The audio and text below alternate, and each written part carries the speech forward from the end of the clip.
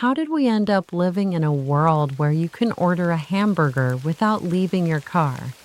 When did America's first drive-thru fundamentally change our dining habits so completely that we literally pilot our vehicles through specially designed food dispensing buildings?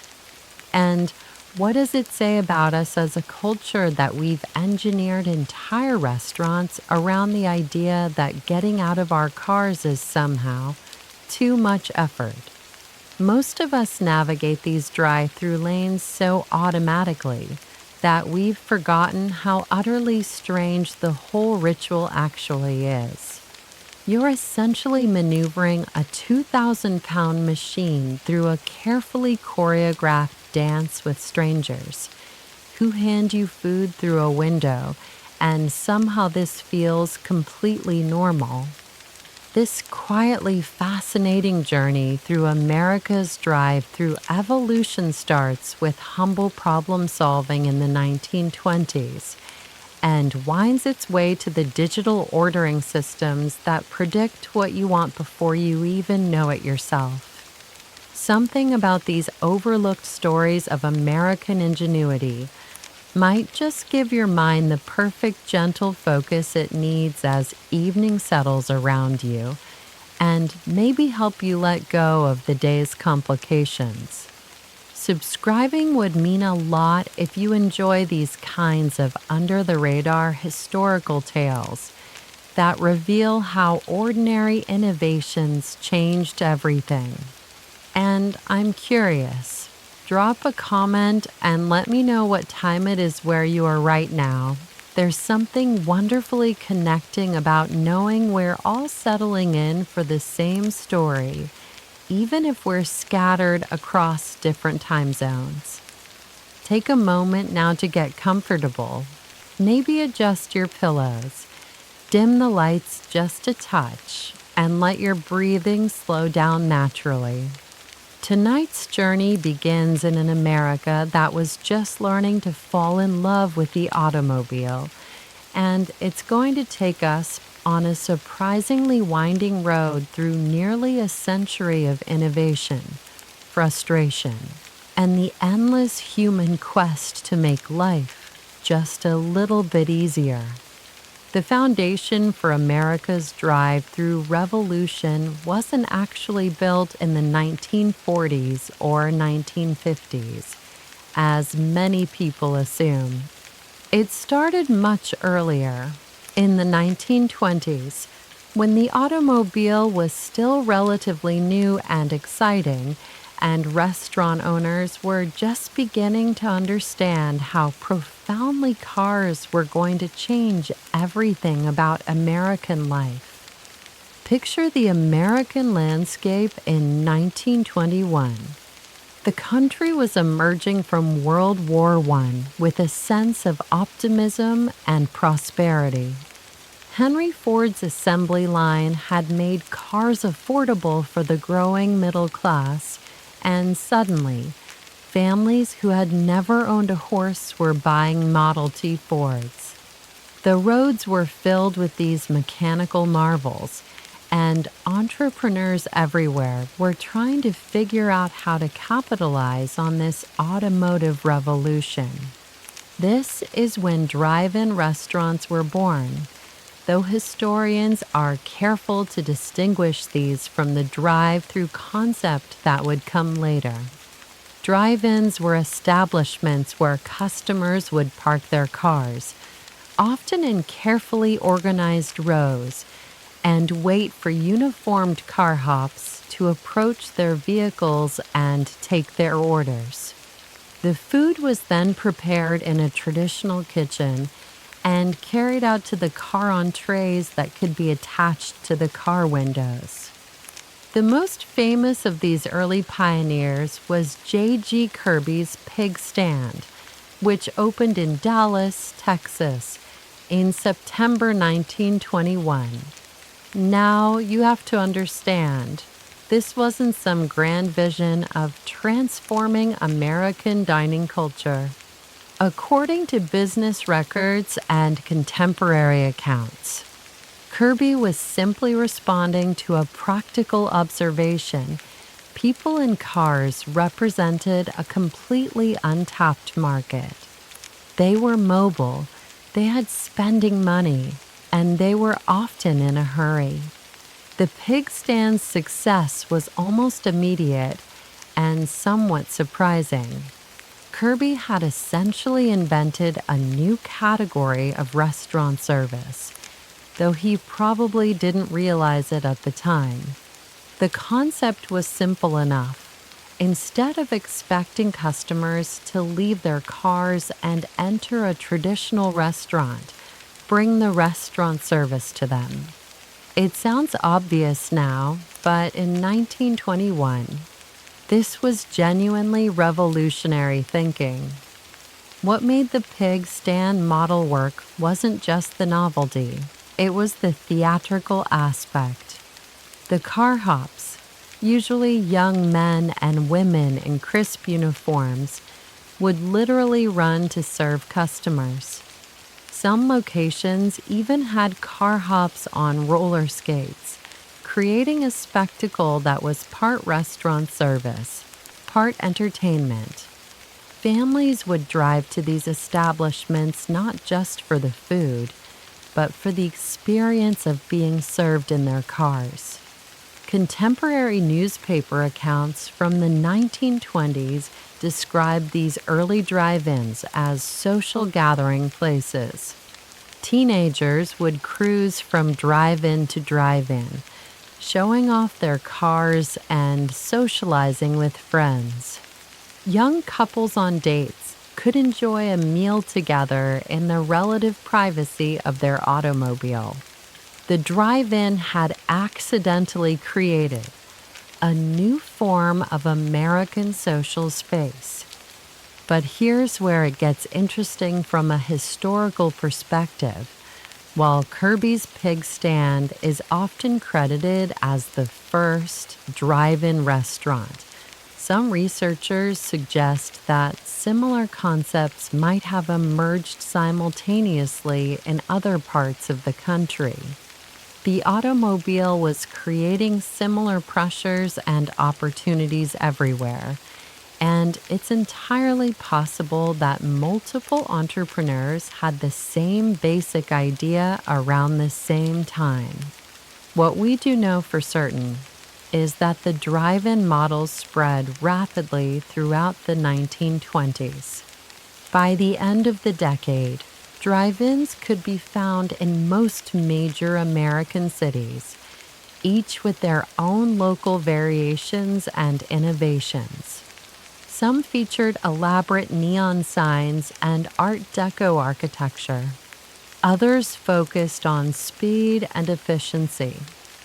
Still others emphasized the entertainment value, with carhops performing choreographed routines or wearing themed costumes. The drive-in restaurant had established a crucial precedent. Americans were willing, even eager, to combine their love of automobiles with their need for convenient food service. This cultural shift would prove to be the essential foundation for everything that came later. The drive-in taught an entire generation of Americans that there was nothing strange or undignified about eating in your car. Of course, the drive-in model had its limitations. Weather was a constant challenge. Carhops couldn't exactly run through snowstorms or thunderstorms to deliver food. The service was labor-intensive, requiring a large staff of carhops, and the quality of service could vary dramatically depending on who was working and how busy the restaurant was. Some customers complained about long waits, spilled food, or surly service. Restaurant owners were also beginning to recognize that the carhop system, while popular with customers, was expensive to operate. Each carhop could only serve a limited number of cars, and the tips-based compensation system created inconsistent labor costs. Forward-thinking restaurateurs began to wonder, what if there was a way to provide the convenience of car-based service without all the labor costs and weather-related complications? This question would simmer in the background of the restaurant industry for the next 2 decades as drive-ins continued to thrive and evolve. But the seeds of a more revolutionary idea were already being planted. Some restaurant owners began experimenting with self-service models, where customers would park and walk up to a window to place their orders. Others played around with more efficient kitchen designs that could prepare food faster and more consistently. The drive-in had proven that Americans wanted convenience and speed in their dining experiences. The next step would be figuring out how to deliver that convenience even more efficiently, and that's where our story takes a fascinating turn toward the true drive-thru revolution. That was still decades away. But for now, as the 1920s drew to a close and America headed into the challenges of the 1930s, the drive-in restaurant had established itself as a permanent feature of the American landscape. It had changed how people thought about going out to eat, how families spent their leisure time, and how entrepreneurs approached the restaurant business. The foundation was set, even if nobody quite knew what was going to be built on top of it. I have to admit, there's something almost quaint about imagining those early carhops sprinting between cars in their crisp uniforms, especially when you compare it to today's faceless drive-through speakers and automated ordering systems. But maybe that's part of what makes this story so fascinating. How we went from human-centered theatrical service to mechanized efficiency, and somehow convinced ourselves this was progress. By the 1940s, America had fully embraced the drive-in restaurant experience, but restaurant owners were starting to notice some frustrating patterns. The theatrical charm of carhops sprinting between cars in all kinds of weather was beginning to lose its appeal for business operators who had to manage payroll, insurance, and the constant turnover of young employees who found better opportunities elsewhere. You have to picture what running a drive-in was actually like during those years, especially during a busy Friday night rush. Cars would be lined up in rows, honking impatiently. Carhops would be weaving between vehicles with heavy trays balanced precariously on one arm, and the kitchen staff would be scrambling to keep up with orders that seemed to come in random waves, rather than any predictable pattern. When it rained, well, that's when things got really interesting. The weather problem was particularly maddening for restaurant owners. A sudden thunderstorm could bring operations to a complete halt, leaving patrons trapped in their cars and carhops huddled under whatever shelter they could find. Snow was even worse, transforming the parking lot into a treacherous obstacle course that made fast assistance nearly impossible. Some establishments tried to solve this with covered walkways or canopies, but these were expensive to build and maintain. Labor costs were another constant headache. Each carhop could realistically handle only about 6 to 8 cars during peak hours, and their income depended heavily on tips, which created an unpredictable compensation structure. Restaurant owners found themselves constantly hiring and training new staff as young workers moved on to steadier jobs with more reliable pay. The whole system was beginning to feel unsustainable. Forward-thinking entrepreneurs began to wonder, what if there was a way to maintain the convenience of car-based dining while eliminating most of these operational headaches? The solution, when it finally emerged, would seem almost absurdly simple in retrospect, but it required a fundamental shift in thinking about how restaurants should operate. The key insight was this: instead of bringing assistance to the customer's car, what if you could bring the customer's car to the assistance? This wasn't just a matter of rearranging the parking lot. It was about reimagining the entire flow of the restaurant experience. Instead of static rows of parked cars, imagine a system where vehicles moved through a predetermined path, placing orders and receiving food at specific stations along the way. Several restaurant owners across the country began experimenting with variations of this concept in the mid-1940s, though historians continue to debate exactly who deserves credit for the first true drive-thru operation. The problem with determining priority is that these early experiments happened almost simultaneously in different regions, and many of them were small. Local operations that didn't generate the kind of documentation that would satisfy modern researchers. What we do know is that California became the epicenter of drive-thru innovation, partly because of the state's year-round driving weather and partly because of its rapidly growing suburban population.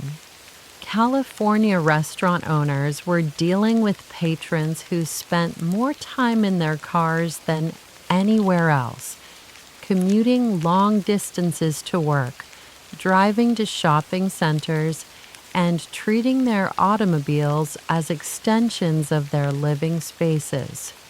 Red's Giant Hamburg in Springfield, Missouri, often gets mentioned in discussions of early drive-thru history, though the details of their operation remain somewhat murky.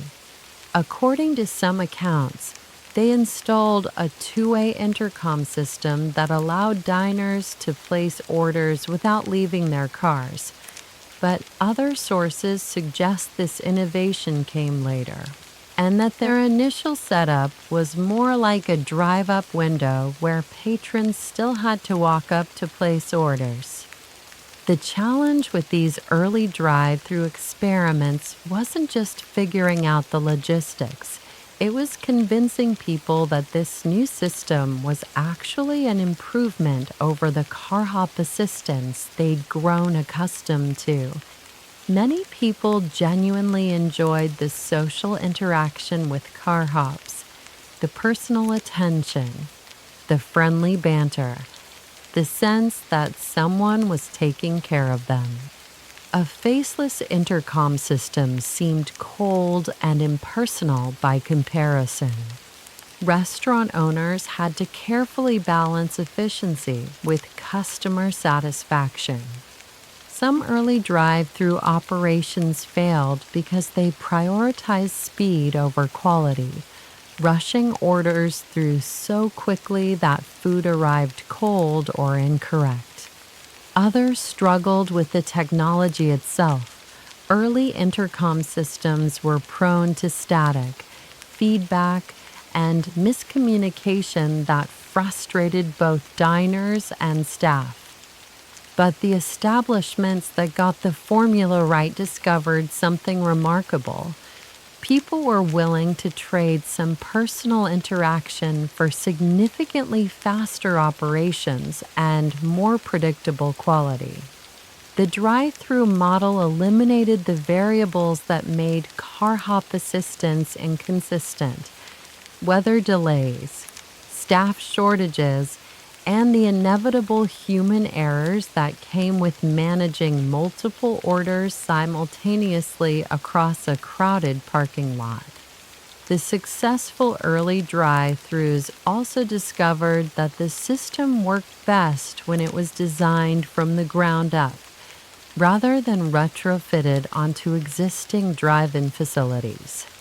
The kitchen needed to be reorganized around speed and efficiency.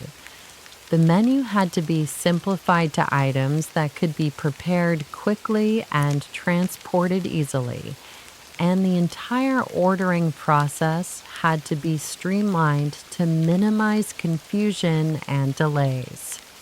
Some restaurateurs experimented with drive-through lanes that could handle multiple cars simultaneously, with separate ordering and pickup windows to keep traffic flowing smoothly.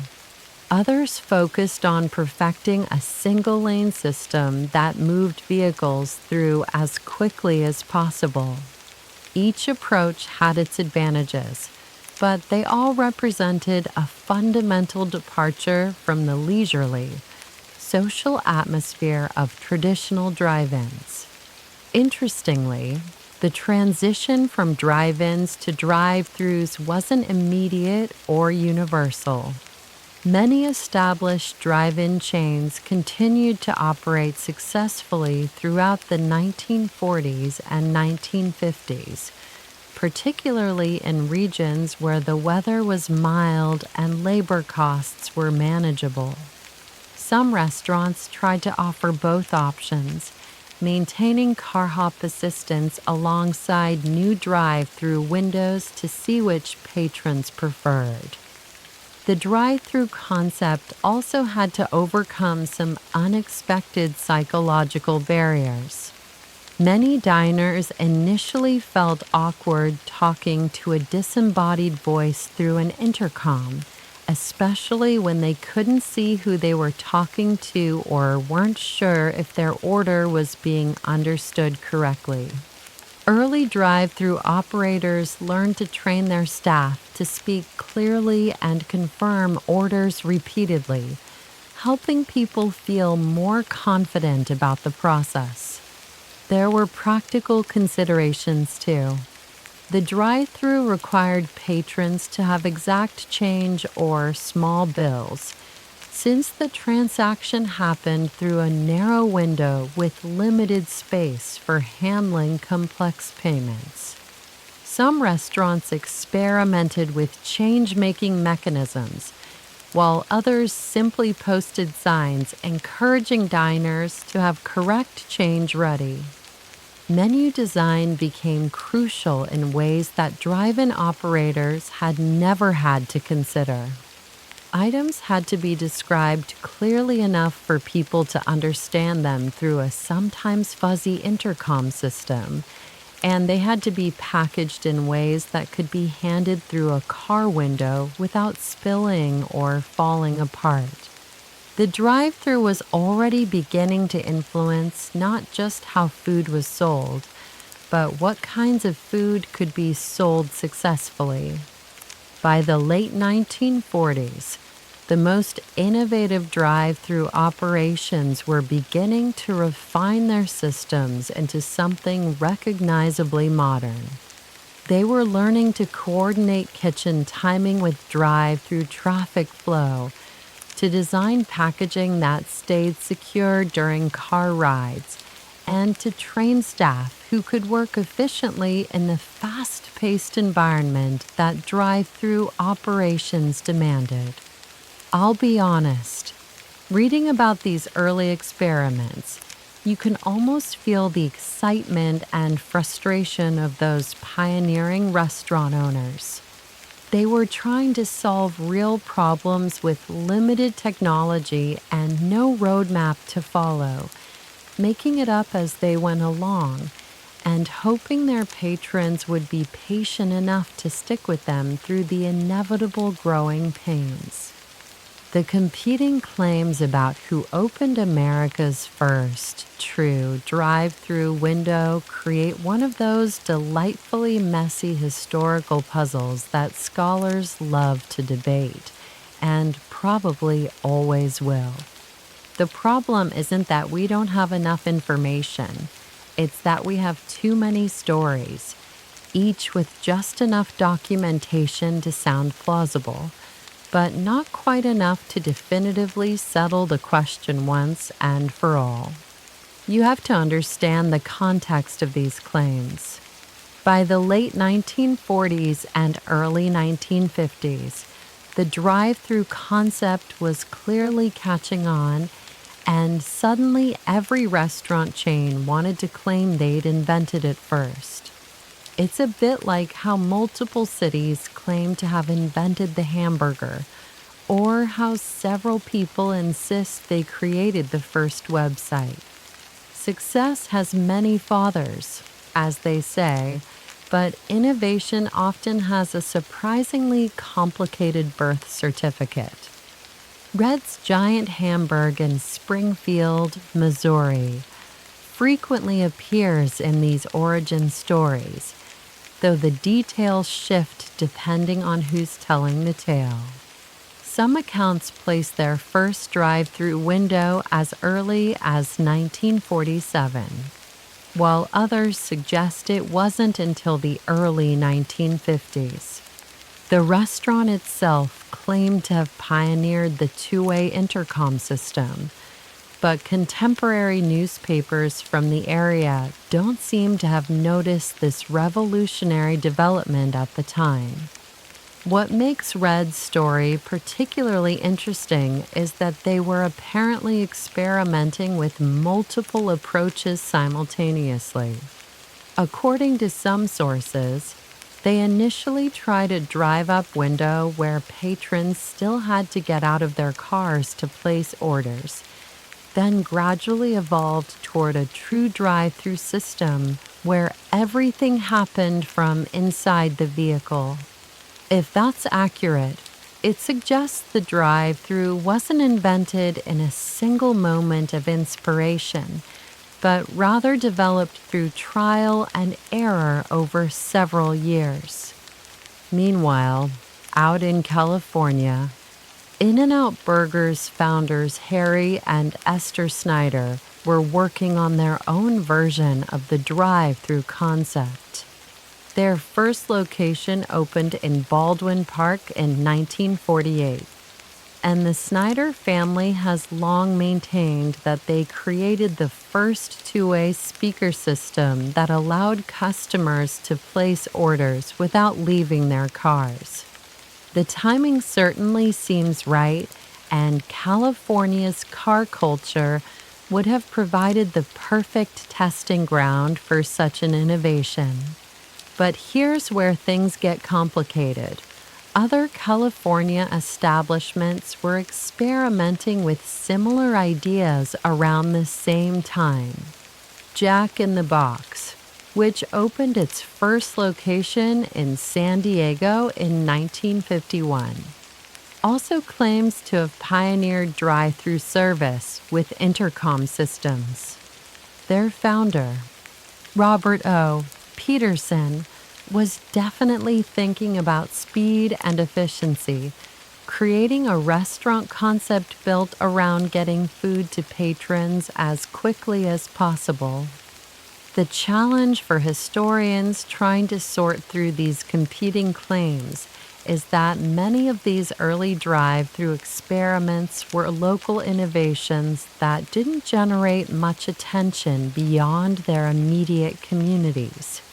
A small restaurant in Missouri trying out a new ordering system wouldn't necessarily make national news, especially in an era when restaurant industry publications were still relatively limited and focused mainly on major urban markets.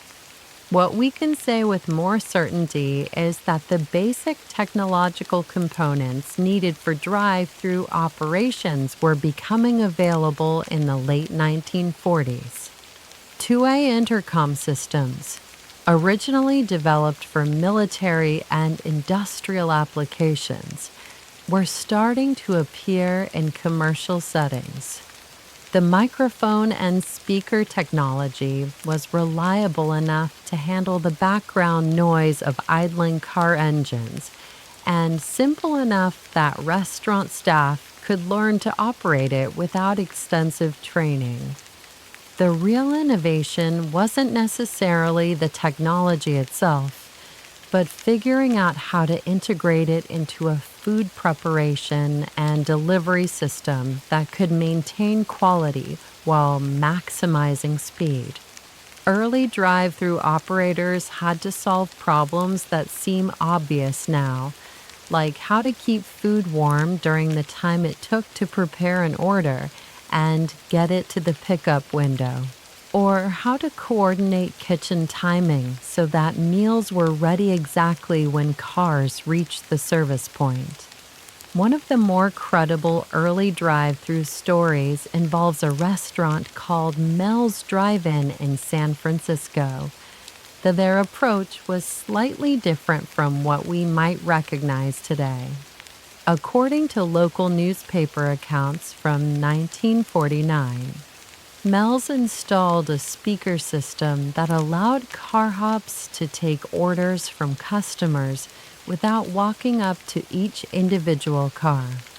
The food was still delivered by carhops, but the ordering process was centralized and more efficient. This intermediate step between traditional carhop service and full drive-through operations probably represents what was happening at many establishments during this transitional period. Restaurant owners were experimenting with ways to incorporate new technology while maintaining familiar elements of the dining experience that customers enjoyed. The psychological aspect of these early drive-through experiments shouldn't be underestimated. Many people were genuinely uncomfortable with the idea of ordering food from a disembodied voice through a speaker. There was something impersonal, almost dehumanizing, about the process that felt wrong to patrons accustomed to face-to-face interaction with restaurant staff. Some early drive-through operators tried to address this by having their staff introduce themselves by name over the intercom or by installing small windows near the speaker so customers could see who they were talking to. Others experimented with having carhops take orders through the speaker, but still deliver food personally to each car, trying to blend the efficiency of centralized ordering with the personal touch of traditional service. What's fascinating is how these competing approaches developed simultaneously across different regions, gradually influenced each other as the restaurant industry became more interconnected. A successful innovation in California might be adopted by a chain in Texas within a few months, while a clever operational tweak developed in Missouri could show up in Florida restaurants by the following season. The franchise model that was beginning to emerge in the restaurant industry played a crucial role in spreading and standardizing drive-through innovations. When a restaurant chain decided to implement drive-through service across multiple locations, they had to develop consistent procedures, standardized equipment, and training programs that could be replicated anywhere. This process of systematization often revealed which approaches actually worked well and which were just interesting experiments. By the early 1950s, the most successful drive-through operations had settled on some basic principles that would define the format for decades to come. The ordering and pickup points needed to be separate to keep traffic flowing smoothly. The menu had to be visible and easy to read from a car window, with items described clearly enough to minimize confusion. The kitchen had to be reorganized around speed and consistency, rather than the more leisurely pace of traditional restaurant service. Perhaps most importantly, these early pioneers discovered that drive-thru service worked best when it was designed as a complete system, rather than just adding a window and speaker to an existing restaurant. The most successful operations built their entire concept around the drive-thru experience, from the kitchen layout to the menu design to the staff training procedures. This systematic approach helps explain why some of the competing claimants for first drive-thru status were more successful than others. It wasn't enough to install the first speaker system or open the first pickup window. The real innovation was creating an integrated operational model that could be replicated, scaled up, and adapted to different markets and customer preferences. The debate over who deserves credit for inventing the drive-thru will probably never be definitively resolved, and maybe that's appropriate. Like many transformative innovations, the drive-thru emerged from the collective experimentation of dozens of entrepreneurs, each contributing pieces to a puzzle that no single person could have solved alone. I find it amusing that we're still arguing about who invented something that now seems so fundamental to American dining culture. It's like trying to determine who first decided to put wheels on luggage. The idea seems so obvious in retrospect that it's hard to believe it required any innovation at all. But sometimes the most revolutionary concepts are the ones that appear simplest once someone finally figures them out. While restaurant owners across America were still debating who deserved credit for inventing the drive-thru, one particular chain was quietly perfecting the technology that would make the whole concept truly practical. Jack in the Box, founded by Robert O. Peterson in San Diego in 1951, approached the drive-thru challenge with a systematic mindset that would prove revolutionary in ways that even Peterson probably didn't anticipate at the time. Peterson wasn't just interested in adding a speaker system to an existing restaurant. He was reimagining the entire dining experience around the limitations and possibilities of automobile-based service. This meant thinking carefully about every aspect of the operation, from the height of the ordering window to the acoustic properties of the intercom system, from the packaging design to the kitchen workflow that would support rapid order fulfillment.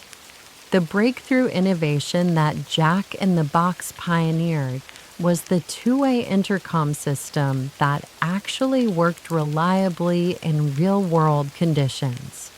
Earlier attempts at drive-thru ordering had been plagued by technical problems, static interference from car engines, feedback loops that made conversation impossible, and audio quality so poor that both customers and staff became frustrated with the whole process. Peterson's team, working with early electronics specialists, developed a speaker system that could filter out background noise while amplifying human voices clearly enough for complex food orders. This might sound like a simple engineering problem, but in the early 1950s, the technology required to make it work consistently was cutting-edge stuff that pushed the boundaries of what commercial audio equipment could accomplish. The intercom wasn't just a technical achievement, it was a psychological breakthrough that finally made customers comfortable with the drive-through concept. When you could hear and be heard clearly, when the voice on the other end sounded friendly and professional, when your order was repeated back accurately, the whole experience began to feel more like a conversation with a human being rather than shouting instructions at a machine. But the intercom was only part of the solution.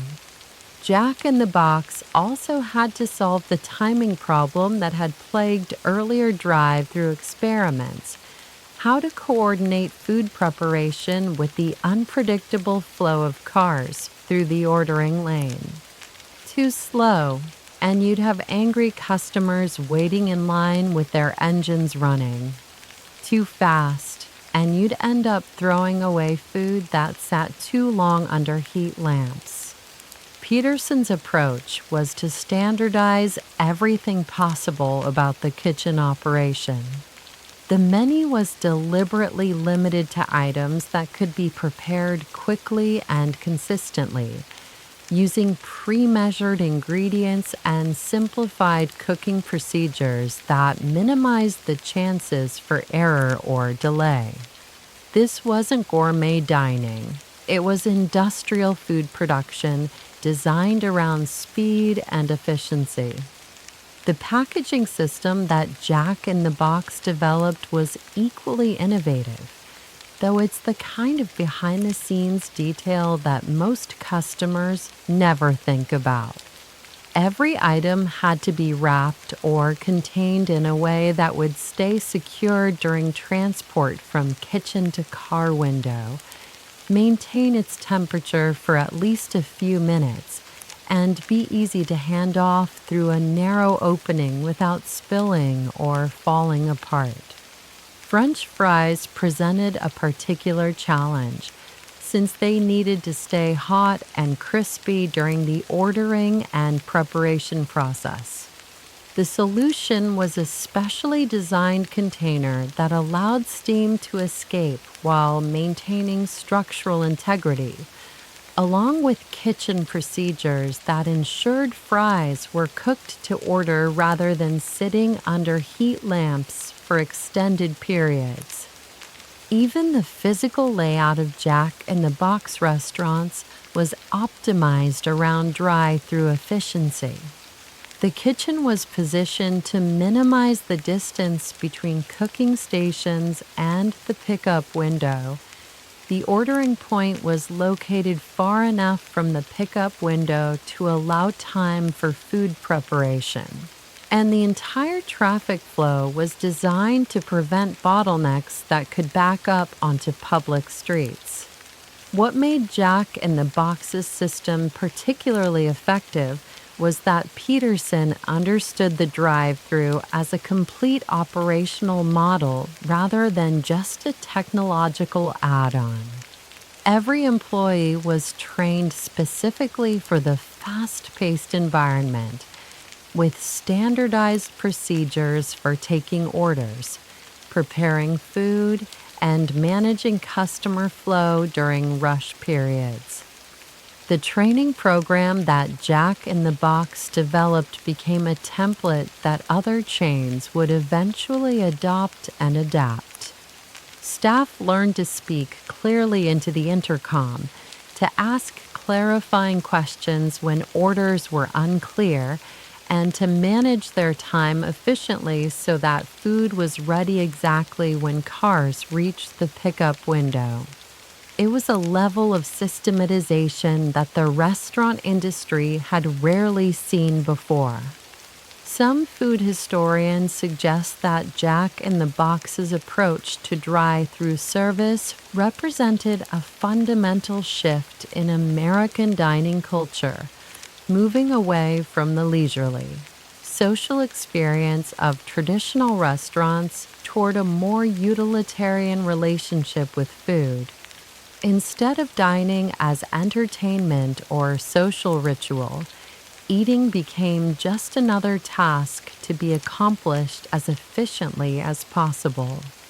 This cultural shift wasn't necessarily intentional on Peterson's part. He was primarily solving practical business problems rather than trying to reshape American society. But the implications of his innovations extended far beyond the restaurant industry, influencing everything from urban planning to family dinner habits to the design of suburban communities built around automobile access. The success of Jack in the Box's drive-thru system also demonstrated that Americans were ready to embrace technological solutions to everyday problems, even when those solutions required changing established social behaviors. The willingness to order food from a disembodied voice, to eat meals while driving, to prioritize speed over personal service, suggested a culture that was becoming increasingly comfortable with efficiency-driven interactions. By the mid-1950s, Jack in the Box had proven that drive-thru service could be both profitable and popular, but only when it was implemented as a comprehensive system rather than a piecemeal addition to existing restaurant operations. The technical innovations were important, but the operational innovations, the training programs, and the systematic approach to customer flow were equally crucial to the concept's success.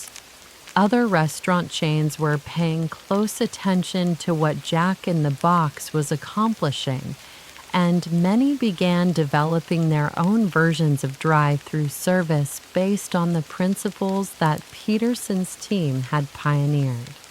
The intercom technology spread rapidly throughout the industry, though each chain adapted it to their own operational needs and customer preferences. McDonald's, which would eventually become synonymous with drive-thru dining, was initially resistant to the concept.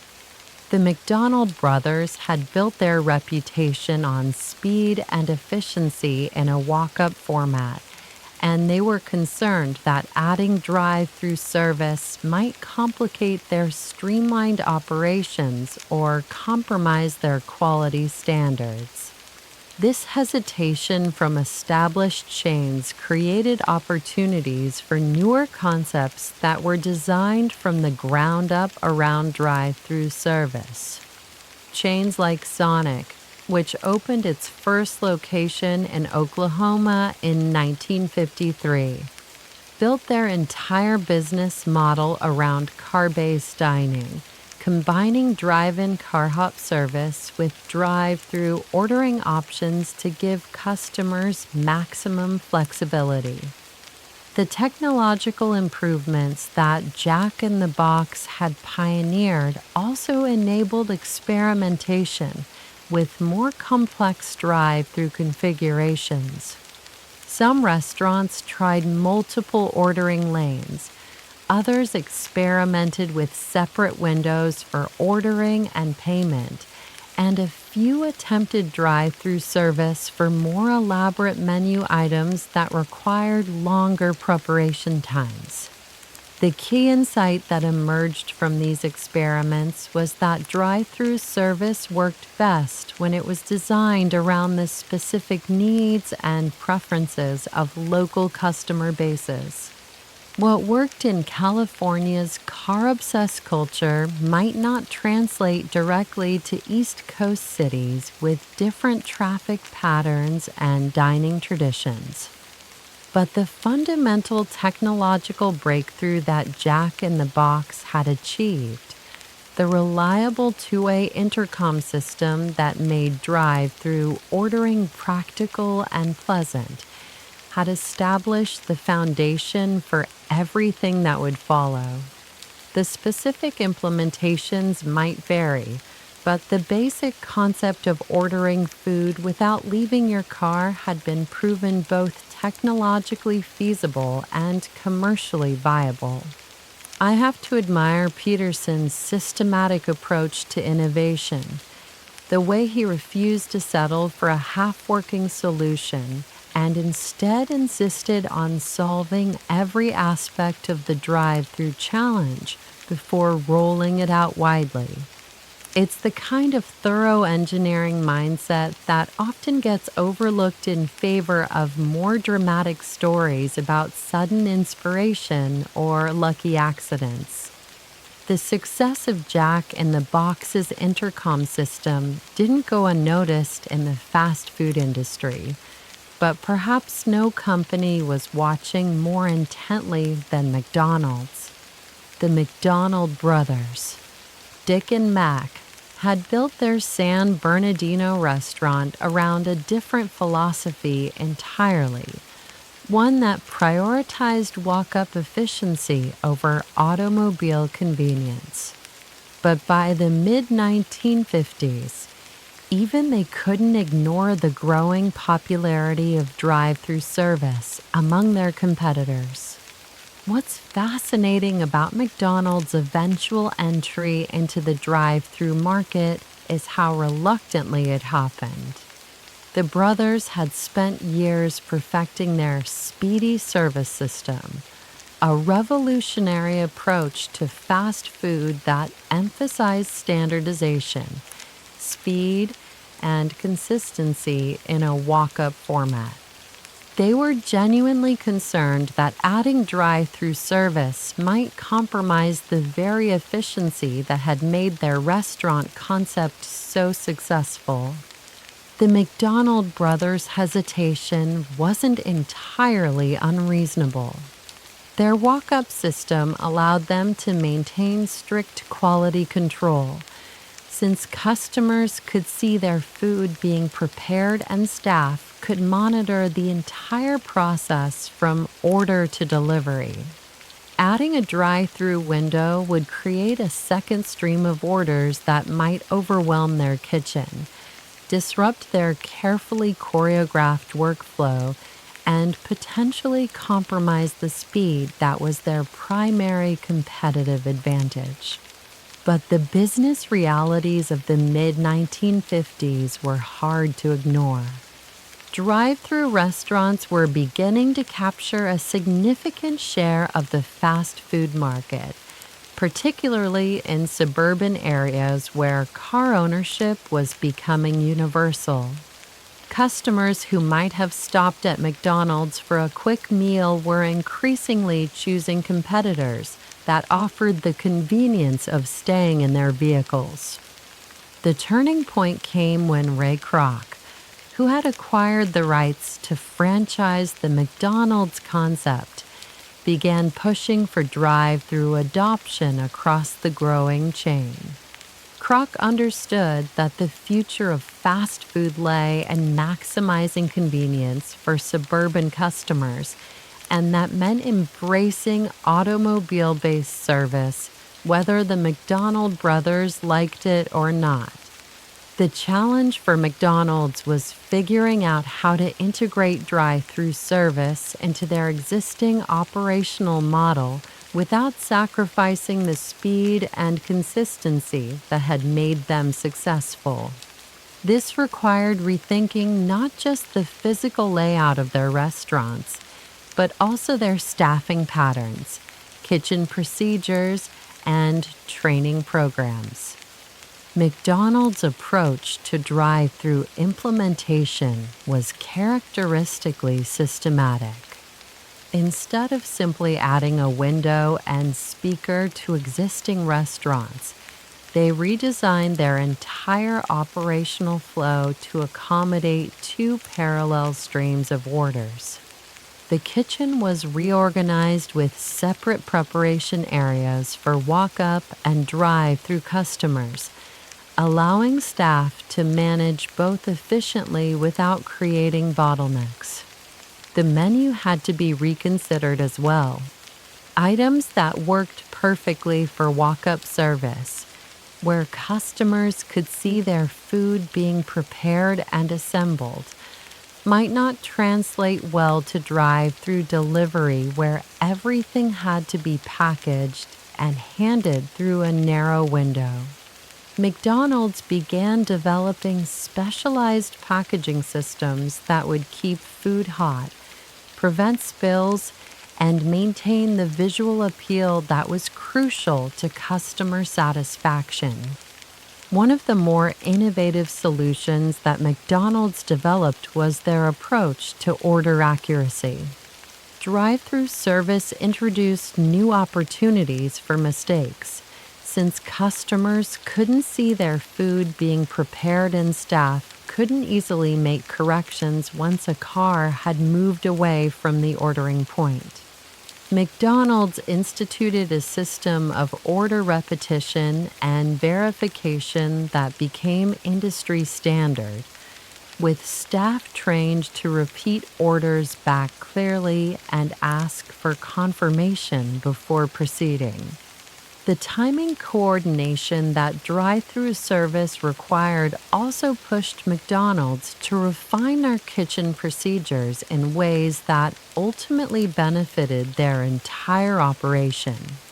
Food preparation had to be synchronized more precisely with order flow, inventory management became more critical, and staff scheduling had to account for the different peak patterns of walk-up versus drive-through customers.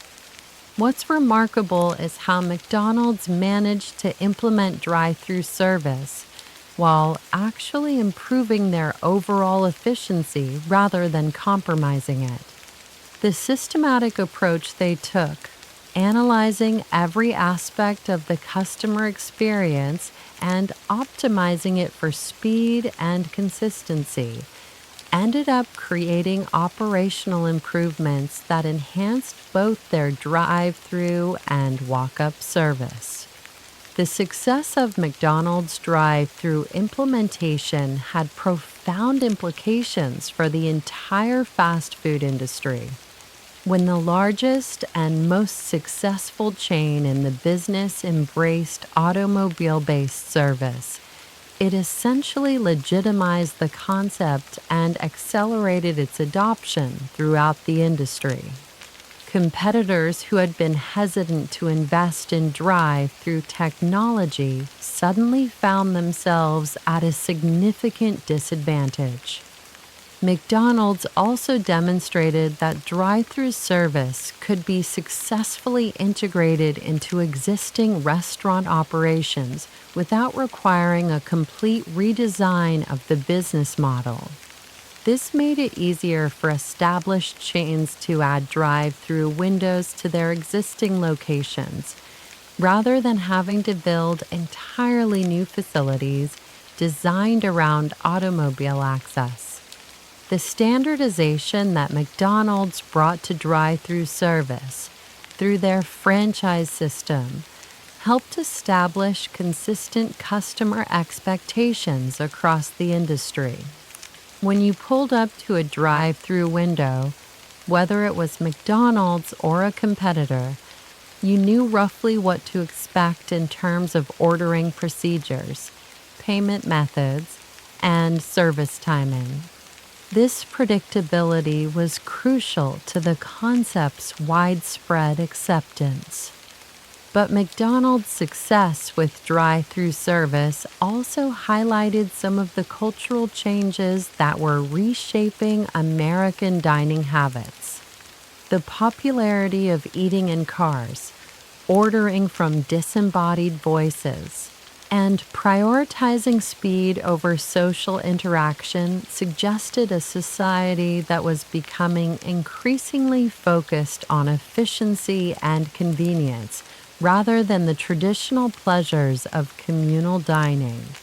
Some cultural critics began to worry that drive-through restaurants were contributing to the atomization of American society, encouraging people to eat alone in their cars rather than gathering around tables for shared meals. The drive-through was seen as part of a broader trend toward individualism and efficiency, that was undermining traditional social bonds and community connections. These concerns weren't entirely unfounded.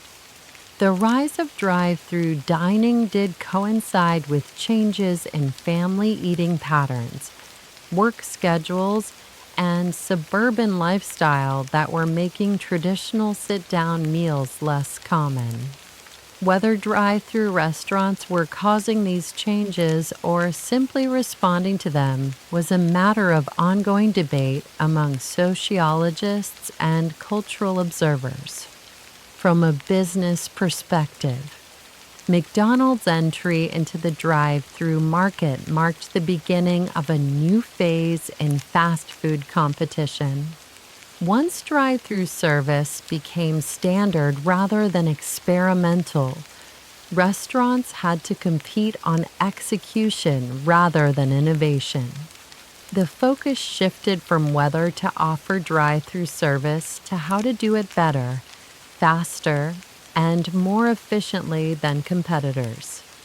This competitive pressure drove rapid improvements in drive-thru technology and procedures throughout the late 1950s and early 1960s.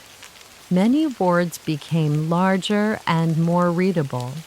Intercom systems became clearer and more reliable, and kitchen workflows became increasingly sophisticated to handle the complex timing requirements of dual service operations.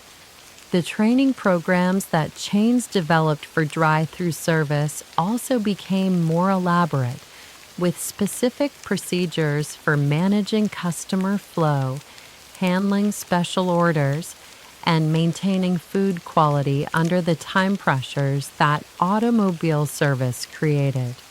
Staff had to learn to work efficiently in an environment where delays of even a few seconds could create traffic backups that extended into public streets. McDonald's success also inspired experimentation with more elaborate drive-thru configurations. Some locations tried multiple lanes. Others experimented with separate windows for ordering, payment, and pickup. A few chains attempted drive-thru service for more complex menu items that required longer preparation times, though these experiments were generally less successful than the simplified approaches that McDonald's had pioneered. The key insight that emerged from McDonald's drive-thru experience was that success required treating automobile service as a complete operational system rather than just an add-on feature.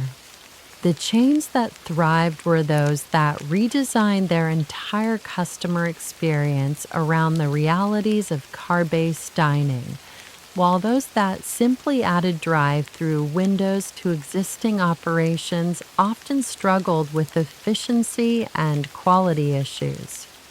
By the end of the 1950s, McDonald's had not only successfully adopted drive-thru service, but had helped establish it as an essential feature of modern fast food restaurants. What had started as an experimental convenience offered by a few innovative chains had become a competitive necessity that no serious fast food operation could afford to ignore. I find it interesting how McDonald's initial resistance to drive-thru service ultimately led to a more thoughtful and systematic implementation than many of their competitors achieved. Sometimes being a late adopter can be an advantage if you use the extra time to study what works and what doesn't, rather than simply copying what everyone else is doing.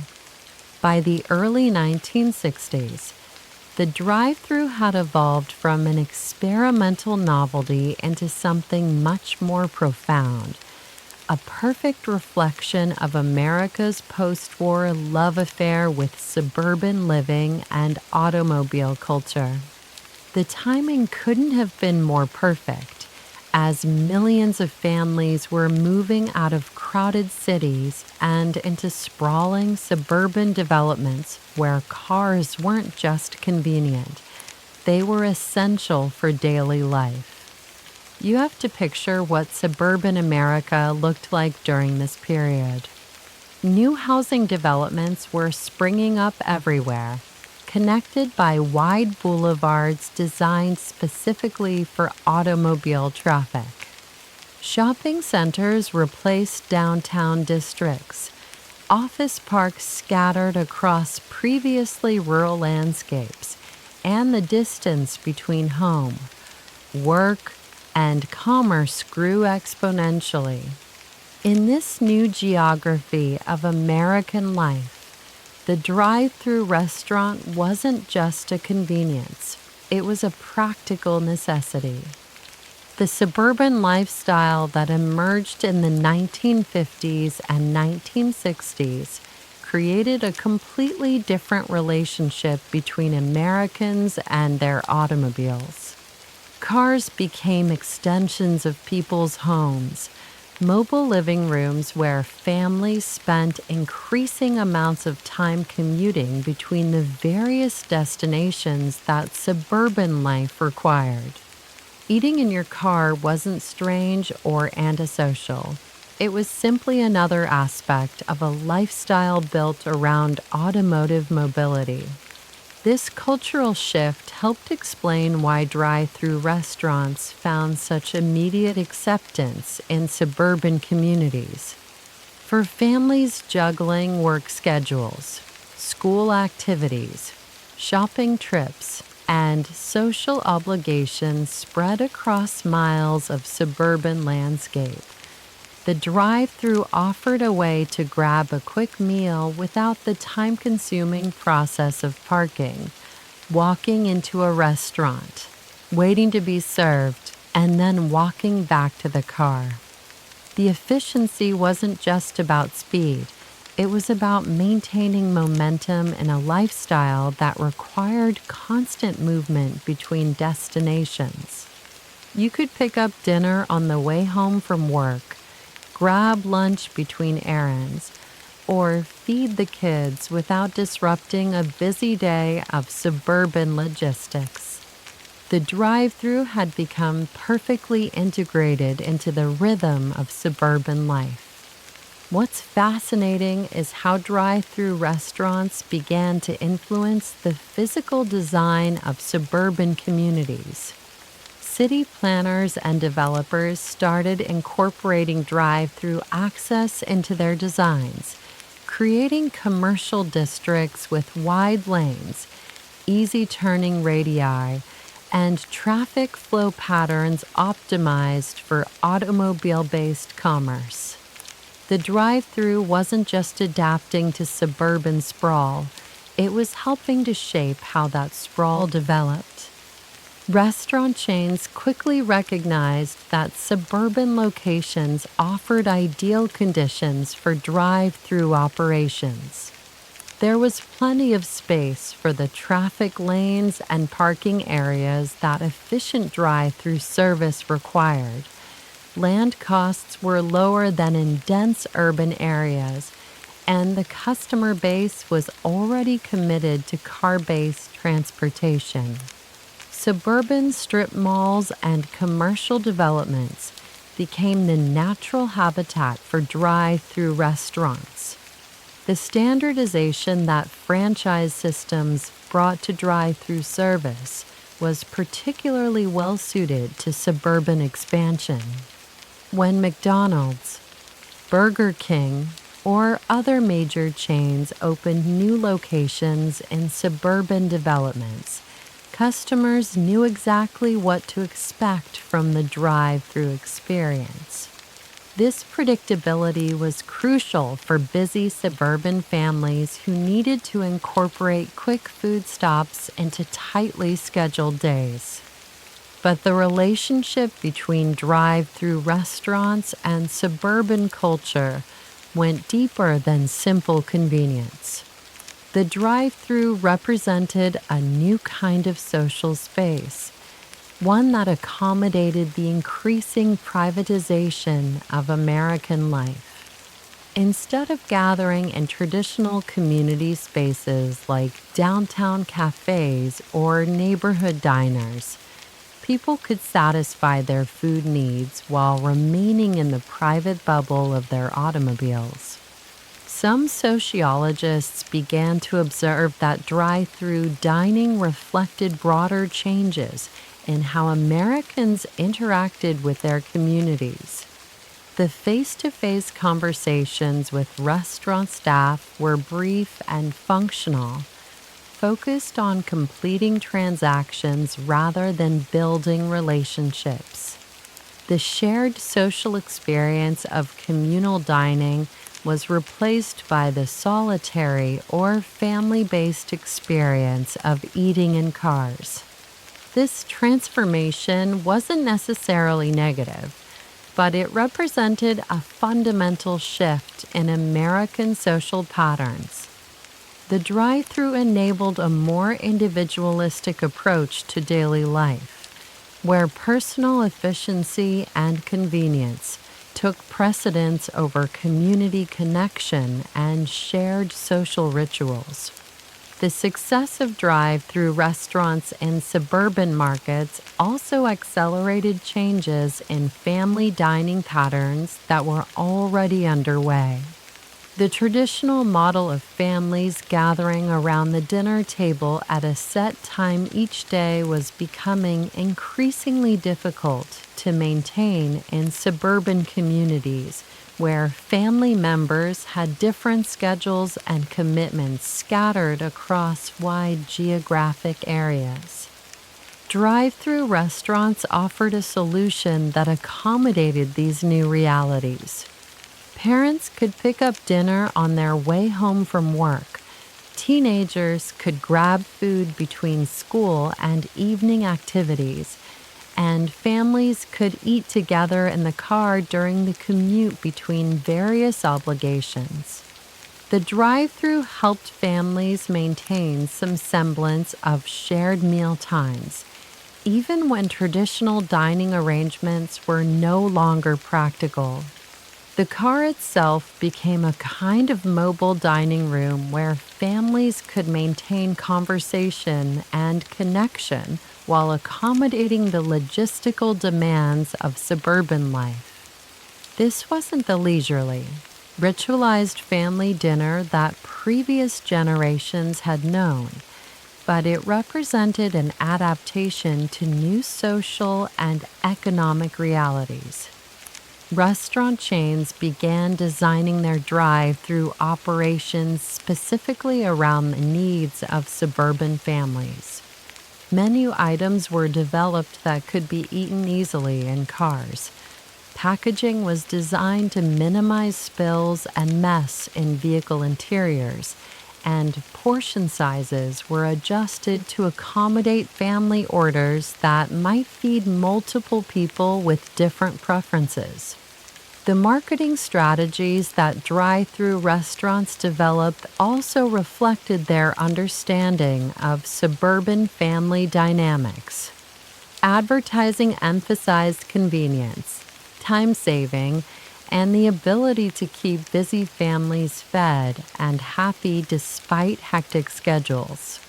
The drive-thru was positioned not as a compromise or second-choice option, but as a smart solution to the practical challenges of modern suburban living. By the mid-1960s, the drive-thru had become so thoroughly integrated into suburban culture that it was hard to imagine these communities functioning without automobile-based food service. The drive-thru restaurant had evolved from a novelty designed to serve car-obsessed customers into an essential piece of suburban infrastructure, as important to community function as shopping centers, gas stations, or parking lots. The influence flowed in both directions.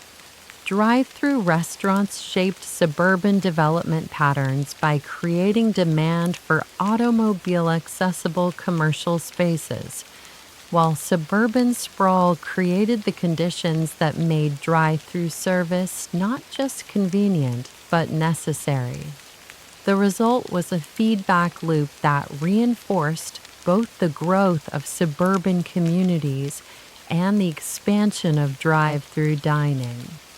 This symbiotic relationship between drive-through restaurants and suburban culture also helped establish patterns of automobile dependency that would define American communities for decades to come.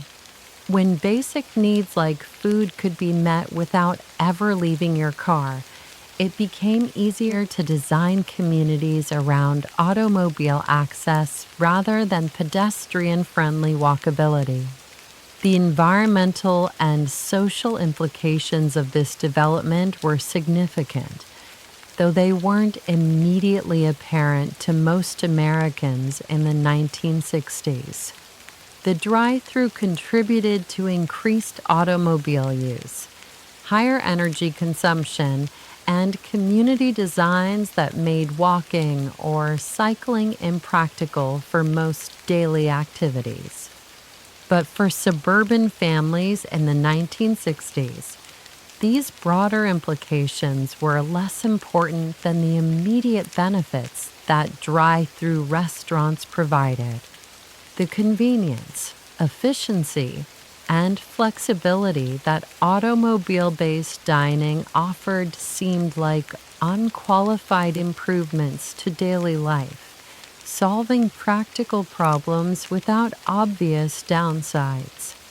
The drive-thru had successfully positioned itself not as a technological novelty or business innovation, but as a natural response to the realities of modern American life.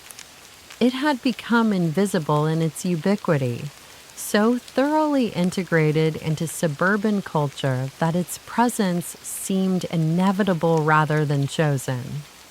Looking back, it's remarkable how quickly and completely the drive-thru became woven into the fabric of suburban American life. What started as an experimental solution to restaurant efficiency problems ended up reshaping how entire communities functioned, influencing everything from urban planning to family dynamics to social interaction patterns.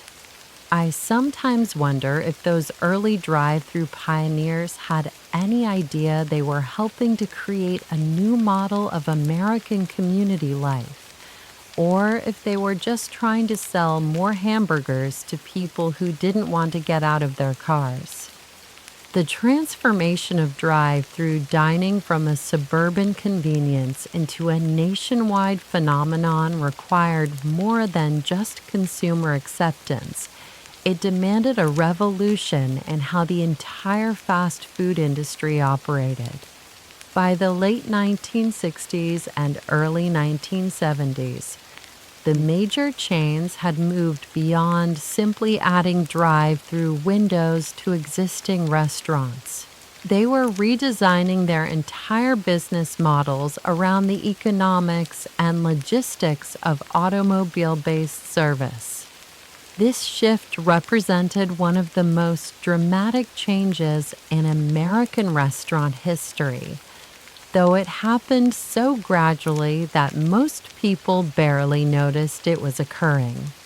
What had started as an experimental feature offered by a few innovative chains was becoming the primary focus of how fast food restaurants designed their operations, hired their staff, and planned their growth strategies.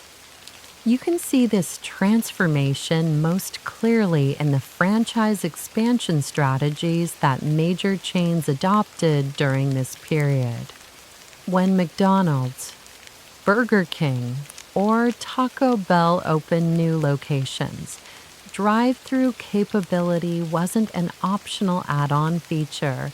It was a fundamental requirement that shaped everything from site selection to building design to staffing plans.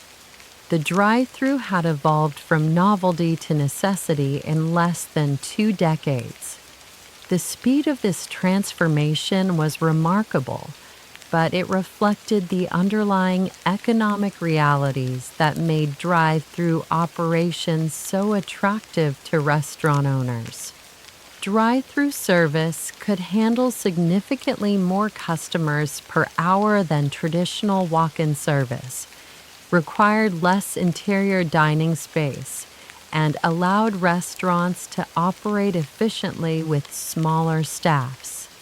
For franchise owners looking to maximize profitability, the drive-thru offered compelling advantages that were hard to ignore. But the shift toward drive-thru focused operations also created new challenges that the industry had never faced before. Restaurant chains had to develop standardized procedures for managing automobile traffic, training staff to work efficiently under time pressure, and maintaining food quality in an environment where speed was often prioritized over everything else. The franchise model that became dominant in the fast food industry was particularly well suited to spreading drive-thru innovations across the country. When a successful operational improvement was developed at one location, it could be quickly implemented across hundreds or thousands of other restaurants through the franchise system. This created a rapid feedback loop that accelerated the refinement of drive-thru procedures and technology. Training programs became increasingly sophisticated as chains recognized that drive-thru service required different skills than traditional restaurant work. Staff had to learn to work quickly and accurately under constant time pressure, to communicate clearly through intercom systems, and to coordinate their activities with the unpredictable flow of automobile traffic. The casual, social atmosphere of traditional restaurant service was replaced by a more industrial approach focused on efficiency and throughput. Menu development also had to adapt to the realities of drive-thru service. Items that worked well for sit-down dining, where customers could take their time and use utensils, might be completely impractical for people eating in cars. Chains began designing their offerings specifically around the constraints of automobile dining, creating food that could be consumed easily with one hand while driving. The packaging innovations that emerged from this period were particularly ingenious, though most customers took them for granted. Every container, wrapper, and bag had to be engineered to prevent spills, maintain temperature, and allow for easy one-handed consumption. The seemingly simple act of eating a hamburger while driving required surprisingly complex solutions to problems that traditional restaurants had never needed to consider. Kitchen design was revolutionized as well.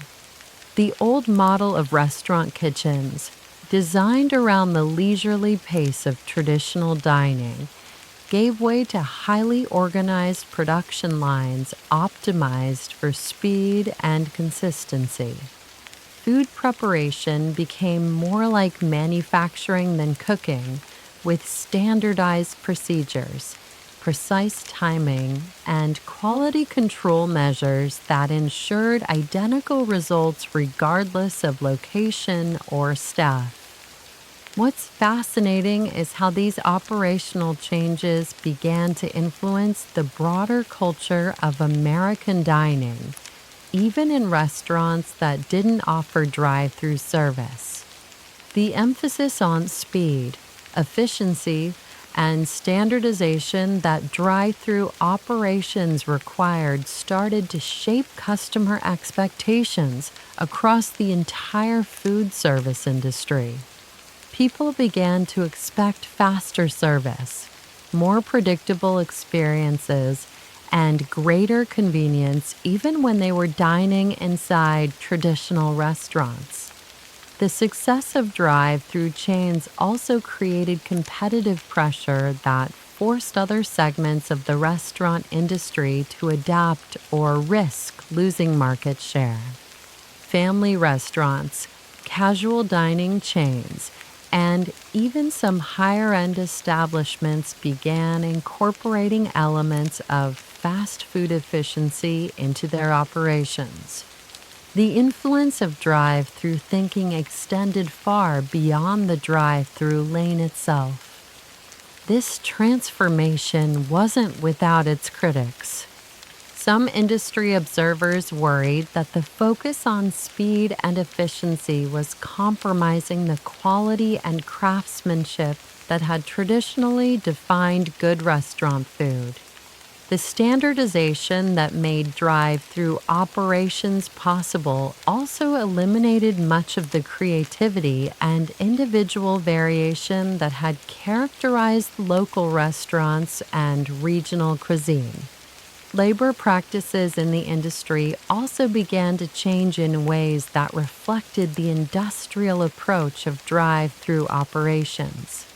Jobs that had once required significant cooking skills or customer service experience were redesigned around simple, repetitive tasks that could be learned quickly and performed consistently. This made it easier for chains to hire and train staff, but it also reduced opportunities for workers to develop professional skills or advance within the industry. The environmental implications of drive-through expansion were also becoming more apparent, though they weren't yet a major concern for most Americans in the 1970s. The increased automobile traffic that drive-through restaurants generated, the packaging waste from takeout meals, and the energy consumption of cars idling in drive-through lanes all contributed to environmental impacts that would become more significant issues in later decades. Perhaps the most profound change was how drive-through expansion altered the relationship between restaurants and their communities. Traditional restaurants had often served as social gathering places where people could meet, converse, and build relationships with both staff and other customers. Drive-through focused establishments, by contrast, were designed around quick, efficient transactions that minimized social interaction. This shift reflected broader changes in American society during the 1960s and 1970s as communities became more mobile, families became busier, and social life became increasingly privatized. The drive-through restaurant was both a response to these changes and a factor that accelerated them, creating a feedback loop that reinforced the trend toward more individualistic, efficiency-focused lifestyles.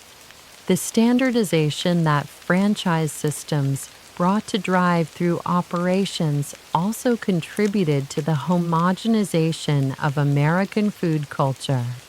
When the same menu items, prepared according to identical procedures, became available in thousands of locations across the country, it reduced the regional variation and local character that had once defined American dining. You could drive from coast to coast and encounter essentially the same food experiences at every stop.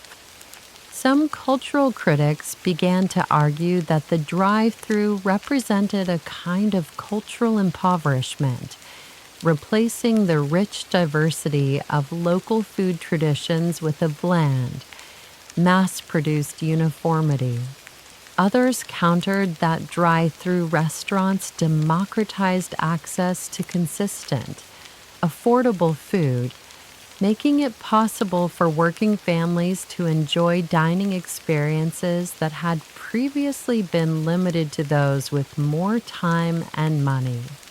The economic impact of drive-through expansion was undeniably significant. The efficiency gains that drive-through operations provided helped keep food prices relatively low, made restaurant ownership more profitable, and created employment opportunities in communities across the country.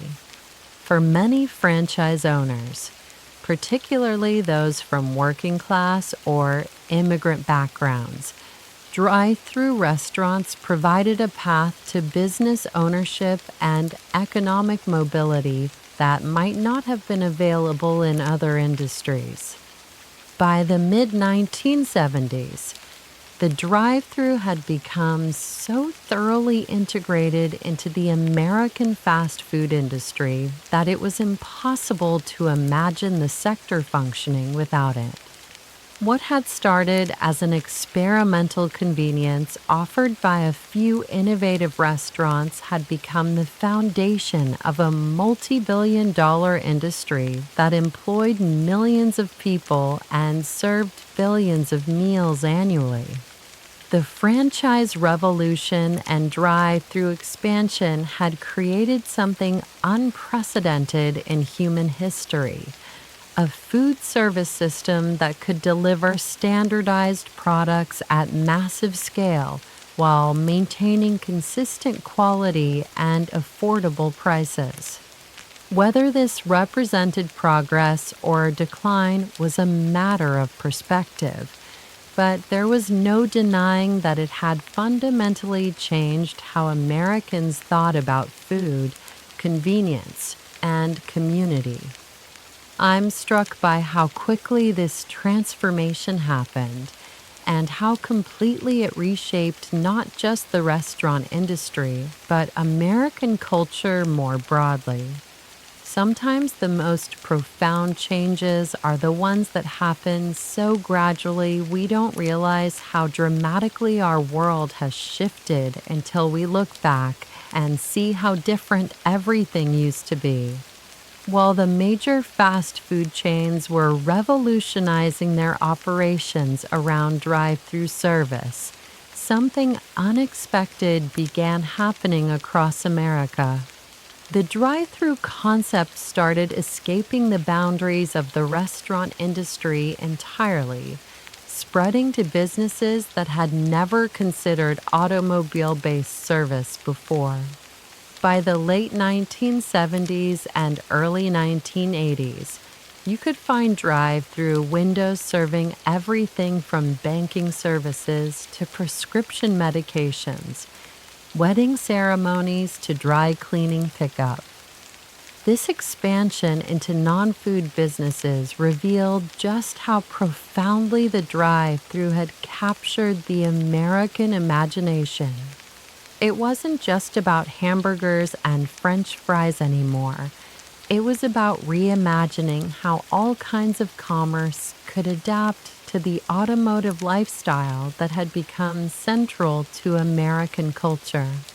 The drive-through had evolved from a restaurant innovation into a broader philosophy of customer service based on speed, convenience, and automobile accessibility. The first non-restaurant drive-through services began appearing in the banking industry, where the concept made obvious practical sense. Banks had always struggled with long lines during peak hours, and drive-through teller windows offered a way to serve more customers efficiently while reducing crowding inside branch buildings. The success of drive-through banking was immediate and dramatic, leading to rapid adoption across the financial services industry. but it was the more unusual applications of drive-through service that really demonstrated how thoroughly the concept had penetrated American thinking about convenience and commerce. Drive-through liquor stores appeared in states where regulations permitted, offering customers the ability to purchase alcohol without leaving their cars. Drive-through pharmacies allowed people to pick up prescription medications quickly, which was particularly valuable for elderly or disabled customers who found it difficult to navigate traditional store layouts. Perhaps the most surprising development was the emergence of drive-through wedding chapels, particularly in Nevada, where marriage laws were more permissive. These establishments allowed couples to get married without leaving their automobiles, complete with officiants who would approach the car window to perform the ceremony. It seemed like a perfect symbol of how American culture was adapting traditional rituals to accommodate the demands of automotive convenience. Drive-through funeral homes appeared in some regions, offering mourners the opportunity to pay their respects without having to park and enter the building. Drive-through Christmas tree lots became popular during holiday seasons, allowing families to select and purchase trees without dealing with the logistics of parking and loading in crowded lots. Even some libraries experimented with drive-through book return services, recognizing that convenience could encourage more frequent use of their facilities. The creativity that entrepreneurs showed in adapting the drive-through concept to different businesses was remarkable. Drive-through flower shops offered quick bouquet purchases for busy customers. Drive-through coffee shops began appearing before Starbucks made specialty coffee ubiquitous. And drive-through photo processing services allowed people to drop off film and pick up prints without leaving their cars. Each adaptation required solving unique logistical challenges while maintaining the speed and convenience that made drive-through service appealing. What's fascinating is how these diverse applications of drive-through service reflected changing patterns in American daily life. The success of drive-through banking, for example, coincided with suburban expansion and the decline of walkable downtown business districts.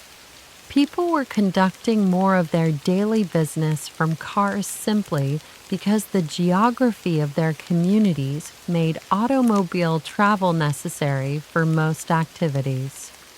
The proliferation of drive-through services also revealed how deeply Americans had internalized the values of efficiency and time-saving that the automobile culture promoted.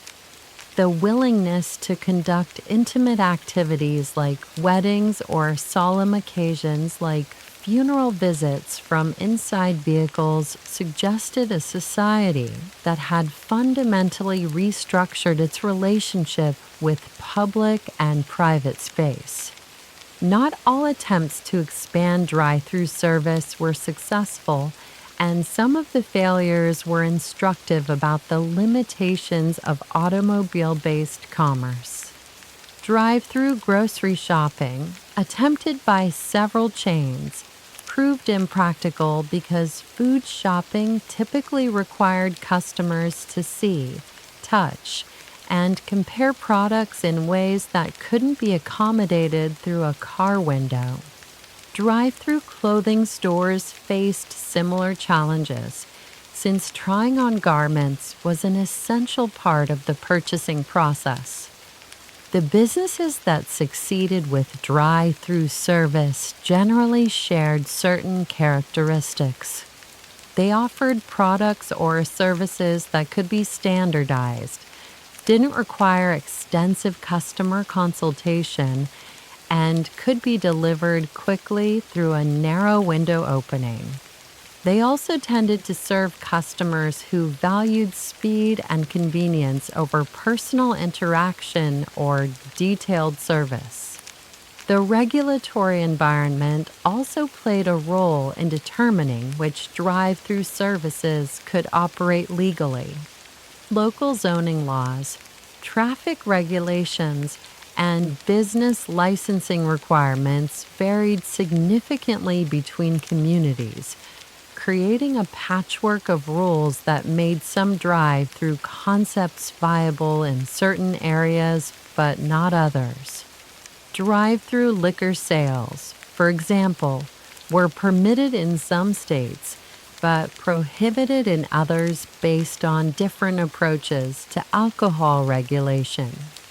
Environmental concerns were beginning to emerge as well, though they weren't yet a major factor in business decisions during the 1970s and early 1980s. The increased automobile traffic that drive-through services generated, the air pollution from cars idling in service lanes, and the urban planning implications of designing commercial districts around automobile access were all issues that would become more significant in later decades. The success of diverse drive-through services also contributed to changes in urban and suburban development patterns. Commercial districts increasingly prioritized automobile accessibility over pedestrian friendliness, with wider roads, larger parking areas, and building designs optimized for drive-through traffic flow. This reinforced the trend toward car-dependent communities where walking or cycling became impractical for most daily activities. The cultural implications of drive-through expansion were perhaps even more significant than the business implications. When activities as varied as banking, shopping, dining, and even getting married could be conducted from inside automobiles, it suggested a society that was becoming increasingly privatized and individualistic. The shared public spaces that had traditionally facilitated community interaction were being replaced by private vehicles that isolated people from direct contact with others. Some social observers began to worry that the drive-through phenomenon was contributing to the erosion of social skills and community bonds. When most daily interactions could be conducted through car windows with minimal personal contact, people had fewer opportunities to develop the conversational abilities and social connections that had traditionally been part of community life. Others argued that drive-through services democratized access to commerce by making it easier for people with disabilities, elderly individuals, or parents with young children to conduct business that might otherwise be difficult or impossible. The convenience that drive-through service provided wasn't just about saving time. It was about removing barriers that prevented some people from fully participating in commercial and social activities. The economic impact of drive-through expansion was substantial.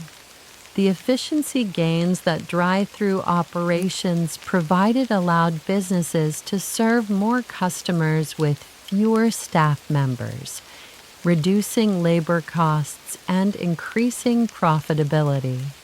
This made it possible for small businesses to compete more effectively with larger establishments and created opportunities for entrepreneurs to start service businesses with relatively modest capital investments. By the early 1980s, The drive-thru had become such a pervasive feature of American commercial life that it was hard to imagine many businesses functioning without it. What had started as an experimental solution to restaurant efficiency problems had evolved into a comprehensive approach to customer service that influenced everything from architecture to urban planning to social interaction patterns. The drive-thru had successfully positioned itself as more than just a business innovation. It had become a symbol of American ingenuity and adaptability. The willingness to reimagine traditional business models around the realities of automobile culture demonstrated a kind of practical creativity that seemed uniquely American in its embrace of technological solutions to everyday problems. Looking back, it's remarkable how quickly and completely the drive-thru concept spread beyond its original restaurant context. Within 2 decades, it had transformed from a novelty into an expected feature of American commercial life, influencing industries that had never considered automobile-based service and reshaping communities around the assumption that customers would arrive by car. I have to admit, some of these drive-thru applications seem almost comically excessive from today's perspective, but they perfectly captured the American enthusiasm for finding automotive solutions to every conceivable inconvenience. There's something both admirable and slightly absurd about a culture that decided getting married should be possible without leaving your car. As the 1980s progressed into the 1990s and beyond, the drive-thru concept faced its greatest transformation yet, the digital revolution. What had begun as a simple speaker and window system was about to be revolutionized by computer technology, digital displays, and eventually the internet and mobile devices that would fundamentally change how customers interacted with drive-thru services. The first digital innovations appeared in the form of electronic menu boards that replaced the static printed signs that had been standard since the early days of drive-thru service. These new displays could be updated instantly, allowing restaurants to change prices, add new items, or promote special offers without the time and expense of reprinting and installing new signage. For customers, this meant more current information and often more visually appealing presentations of menu options. Point-of-sale computer systems began replacing the manual order-taking and cash register operations that had characterized drive-thru service for decades. These systems allowed for more accurate order tracking, better inventory management, and faster transaction processing. Staff could enter orders more quickly and accurately, reducing the wait times that had sometimes frustrated customers during busy periods. The integration of digital technology also enabled more sophisticated timing systems that could monitor and optimize the flow of cars through drive-thru lanes.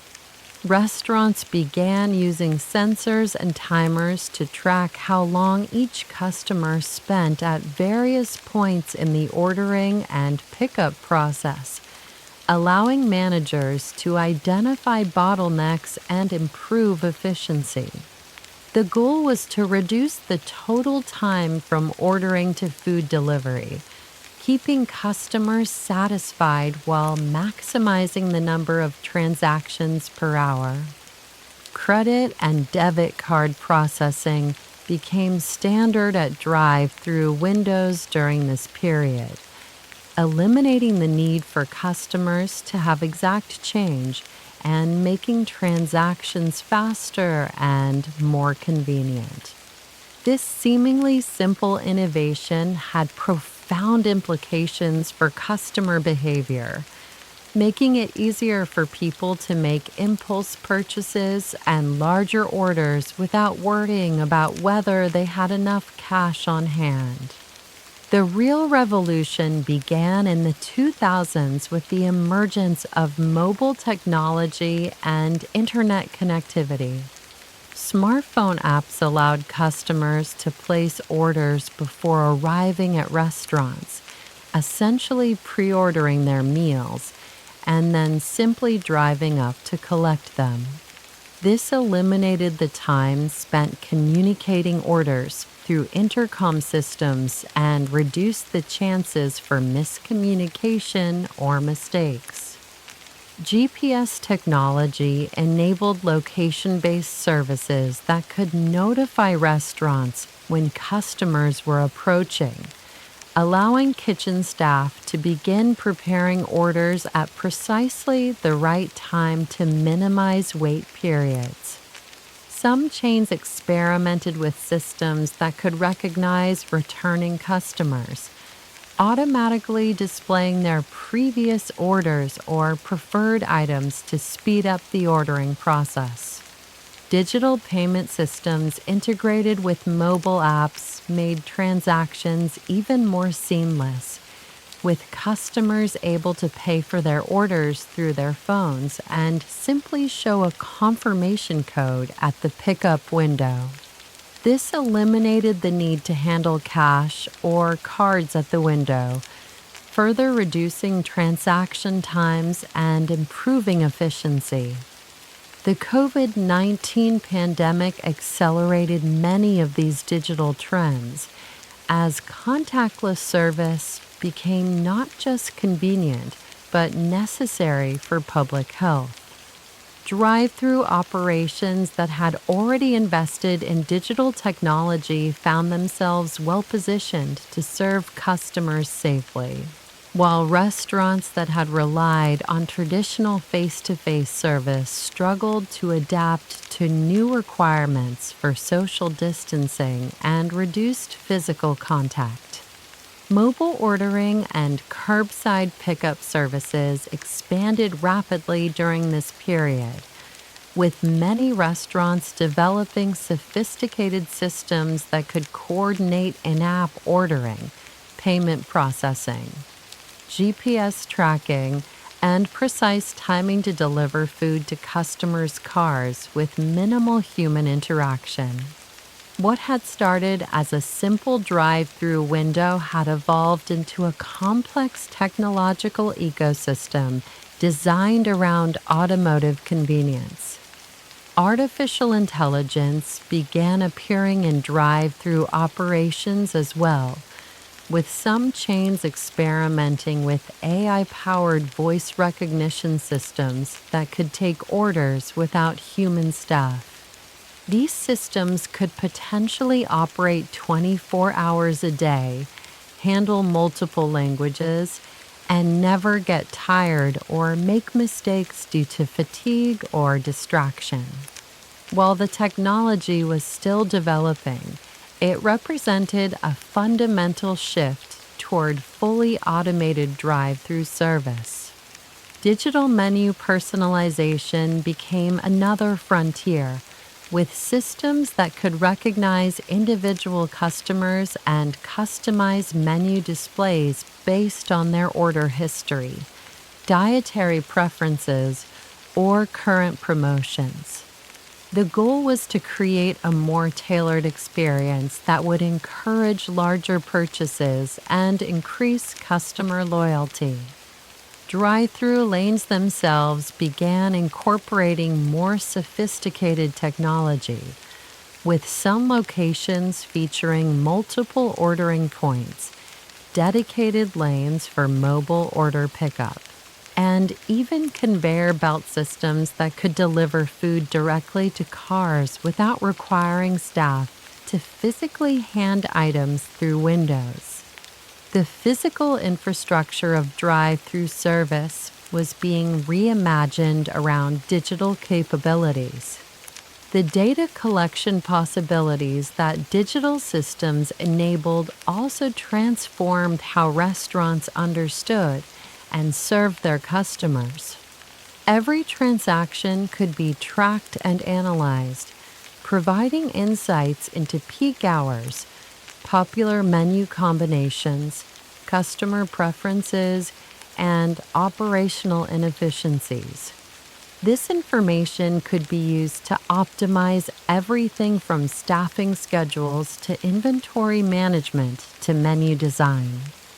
However, these technological advances also raise new concerns about privacy, employment, and the further atomization of human interaction.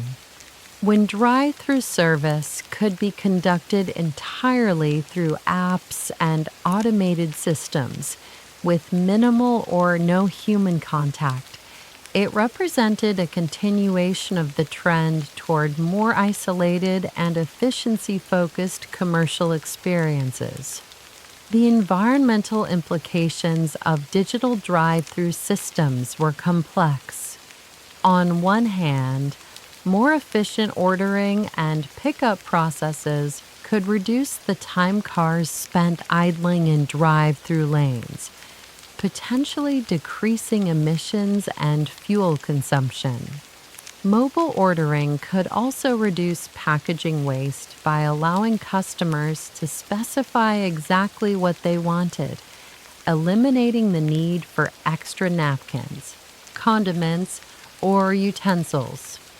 On the other hand, the proliferation of digital devices, the energy consumption of data centers and wireless networks, and the electronic waste generated by constantly updating restaurant technology all contributed to different forms of environmental impact. The drive-thru was becoming part of the broader digital economy with its own set of resource consumption patterns. The global expansion of American-style drive-thru service also accelerated during the digital era as technology made it easier to standardize operations across different countries and cultures. Fast food chains could now implement similar digital systems in markets around the world, adapting to local languages and payment methods while maintaining consistent operational procedures. This international spread of drive-through culture represented a form of cultural export that influenced dining habits and urban development patterns far beyond America. Countries with different traditions of food service and community interaction found themselves adapting to automobile-based commerce that had originally emerged from the specific conditions of post-war American suburban life. The success of digital drive-through systems also influenced other forms of commerce, with retailers, banks, and service providers adopting similar technologies for mobile ordering, contactless pickup, and automated customer service. The drive-thru had become a template for reimagining commerce around digital convenience and automotive accessibility. By the 2020s, the drive-thru had evolved from a simple speaker and window into a sophisticated digital ecosystem that could anticipate customer needs, process orders and payments automatically, and deliver products with minimal human interaction. This transformation represented both the culmination of trends that had been developing for decades and the beginning of new possibilities for automated, personalized, and highly efficient commercial experiences. The journey from carhops on roller skates to AI-powered voice recognition systems represented one of the most dramatic technological transformations in the history of American commerce. What had started as a simple solution to the practical challenges of serving food to people in cars had become a testing ground for the digital technologies that were reshaping how people interacted with businesses across virtually every sector of the economy. I find it fascinating how each wave of technological innovation built upon the basic drive-through concept while fundamentally changing what that experience felt like for customers. The core idea of automotive convenience remained constant, but everything else, from ordering to payment to pickup, was continuously reimagined around new technological possibilities and changing customer expectations. And here we are, at the end of this winding journey through nearly a century of American innovation, where a simple idea about serving food to people in cars somehow managed to reshape everything from our dining habits to our communities to our relationship with technology itself. It's remarkable to think that what started as J.G. Kirby's modest experiment in Dallas in 1921 eventually became a fundamental feature of modern life that most of us can't imagine living without. The drive-thru's journey from novelty to necessity tells us something profound about human nature and our endless capacity for adaptation. We took a basic problem: how to serve food efficiently to people who didn't want to leave their cars, and over the course of 8 decades, transformed it into a comprehensive philosophy of convenience that influenced industries far beyond restaurants. Banking, pharmacies, weddings, even funeral services, all reimagined around the assumption that customers would prefer to conduct their business from inside their automobiles. What strikes me most about this story is how each generation found new ways to build upon the basic concept while completely transforming what the experience felt like. Those early carhops sprinting between cars on roller skates created a sense of theater and personal service that feels almost quaint compared to today's AI-powered ordering systems. Yet both approaches were responding to the same fundamental desire for convenience and efficiency that seems to be deeply embedded in American culture. The drive-thru also became a mirror that reflected broader changes in how Americans lived, worked, and related to their communities. The rise of suburban sprawl, the increasing pace of daily life, the growing importance of automobiles in defining personal identity, the shift toward more privatized and individualistic social interactions. All of these trends were both reflected in and accelerated by the evolution of drive-thru culture. Perhaps most fascinating is how the drive-thru managed to position itself as simultaneously revolutionary and inevitable. Each innovation, from the first intercom systems to mobile ordering apps, seemed like a natural response to obvious problems and customer needs. Yet the cumulative effect of all these incremental improvements was to create something that would have been almost unimaginable to those early drive-in pioneers: a completely automated, digitally mediated commercial experience that could anticipate customer preferences and deliver personalized service without any human interaction at all.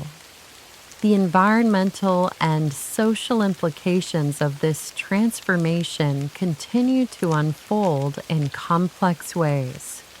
The drive-thru contributed to patterns of automobile dependency that shaped how American communities developed, prioritizing car accessibility over pedestrian-friendly design and reinforcing the trend toward sprawling, disconnected neighborhoods where basic daily needs could only be met by driving.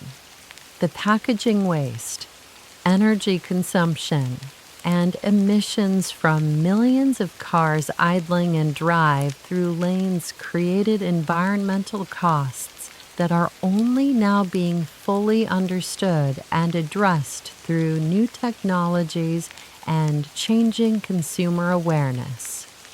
At the same time, the drive-through democratized access to quick, affordable food in ways that provided real benefits for busy families, elderly individuals, people with disabilities, and anyone who found traditional restaurant service inconvenient or inaccessible. The efficiency gains that drive-through operations enabled helped keep food costs relatively low while creating employment opportunities and entrepreneurial possibilities for millions of people across the country, from franchise owners to app developers to logistics specialists. The global spread of American-style drive-through culture also represents one of the most successful examples of cultural export in modern history. Countries with vastly different food traditions, urban designs, and social customs found ways to adapt the drive-through concept to their own contexts, creating hybrid forms that preserved the core efficiency benefits while accommodating local preferences, regulations, and infrastructure limitations. This international adoption suggests that the drive-through tapped into something more universal than just American car culture, perhaps a fundamental human desire for convenience and time-saving that transcends specific cultural contexts. The willingness of people around the world to modify their dining habits and urban infrastructure to accommodate automobile-based commerce indicates just how compelling the basic concept proved to be across diverse societies and economic systems. The digital transformation of recent decades has brought the drive-through full circle in some ways, returning to the personalized service that characterized those early car hop experiences, but now delivered through algorithms and data analysis rather than human interaction. Mobile apps that remember your usual order, GPS systems that notify restaurants when you're approaching, AI assistants that can recognize your voice and preferences. All of these innovations create a kind of digital intimacy that mimics the personal attention of traditional service while operating at the massive scale that modern commerce requires. Looking back across this entire journey, what seems most remarkable is not any single innovation or breakthrough, but rather the cumulative effect of countless small improvements, each one seemingly logical and inevitable, that together created something unprecedented in human history. The modern drive-through represents a synthesis of technological capability, business efficiency, cultural adaptation, and consumer psychology that would have been impossible to predict or plan from the beginning. As we move forward into an era of increasing environmental awareness, social fragmentation, and technological automation, the drive-through concept will undoubtedly continue to evolve in ways that we can't fully anticipate. Electric vehicles, autonomous driving, virtual reality interfaces, artificial intelligence and concerns about climate change and social isolation will all influence how the basic drive-through experience develops in the coming decades. But whatever specific forms these future innovations take, they will likely build upon the same fundamental insights that made the original drive-through concept so successful, that people value convenience and efficiency. That technology can be used to solve practical problems in ways that feel natural and inevitable, and that small improvements in daily experiences can accumulate over time to create profound changes in how societies function and how people relate to their environment. The drive-thru has become more than just a way to buy food or conduct business. It has become a symbol of American ingenuity, adaptability, and the relentless pursuit of convenience that seems to characterize modern life. Whether this represents progress or decline, improvement or impoverishment, efficiency or alienation, probably depends on your perspective and your priorities and what you value most about human connection and community interaction. What seems undeniable is that this simple idea about serving people in their cars managed to capture something essential about how Americans wanted to live, work, and interact with their environment. The fact that it spread so widely and adapted so successfully to changing circumstances suggests that it addressed genuine needs and desires that went far deeper than just wanting a quick hamburger or avoiding the inconvenience of parking and walking into a building. Sometimes the most profound changes in human society emerge not from grand plans or revolutionary manifestos, but from practical solutions to everyday problems that somehow manage to align with deeper cultural currents and technological possibilities and human desires for simplicity and efficiency and control over their daily experiences. The drive-thru is a perfect example of this kind of quiet revolution, one that transformed American life so gradually and so completely that we barely noticed it was happening until it had already become an indispensable part of who we are and how we navigate the modern world.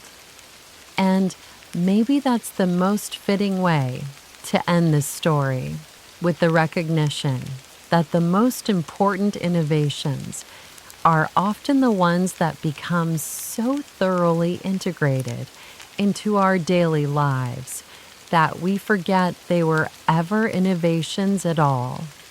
The drive-thru succeeded, not because it was dramatic or revolutionary, but because it became invisible, ordinary, and absolutely essential to the rhythm of modern American life. Sleep well and dream of simpler times when getting a hamburger required actually walking into a restaurant and talking to another human being face to face. Though honestly, by tomorrow morning, you'll probably be grateful that you can just drive through instead and get on with your day without missing a beat in the endless dance of modern convenience